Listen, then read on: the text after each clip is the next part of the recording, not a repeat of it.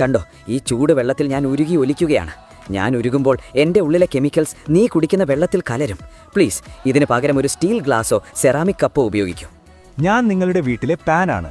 എന്റെ ഉള്ളിലെ കോട്ടിംഗ് ഇളകിയിട്ടുണ്ടെങ്കിൽ ഉടൻ എന്നെ ഉപേക്ഷിക്കൂ. തീ തട്ടുമ്പോൾ ആ വിള്ളലിലൂടെ ഭക്ഷണത്തിലേക്ക് വിഷം കലരാൻ സാധ്യതയുണ്ട്. ഈ ചൂടുള്ള ഭക്ഷണം എൻ്റെ ഉള്ളിൽ നിറയ്ക്കുന്നതൊന്ന് നിർത്താമോ? ആ ചൂടിൽ ഞാൻ ഉരുകി എൻ്റെ ഉള്ളിലെ വിഷം നിന്റെ ഭക്ഷണത്തിലേക്ക് കലർത്തുകയാണ്. അടുത്ത തവണ വരുമ്പോൾ വീട്ടിൽ നിന്നൊരു സ്റ്റീൽ പാത്രമോ മറ്റോ കയ്യിൽ കരുത്. ഞാൻ മെലാമൈൻ പ്ലേറ്റ് ആണ്. കാണാൻ ഭംഗിയുണ്ടെങ്കിലും ഞാൻ നിന്നെ പറ്റിക്കുകയാണ്. മൈക്രോവേവിൽ എന്നെ വെച്ചാൽ ഭക്ഷണത്തിലേക്ക് ഞാൻ വിഷാംശങ്ങൾ പുറത്തുവിടും. തണുത്ത വിഭവങ്ങൾക്ക് മാത്രം എന്നെ ഉപയോഗിക്കൂ.